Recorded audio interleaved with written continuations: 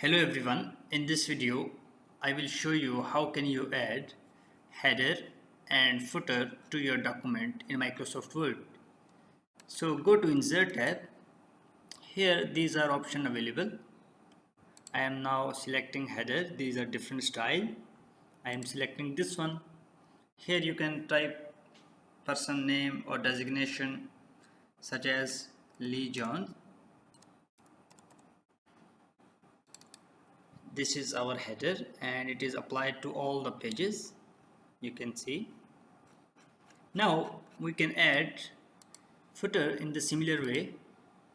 These are the different styles in the footer. So I am selecting this one. Now here you can add Lee Jones designation like civil engineer.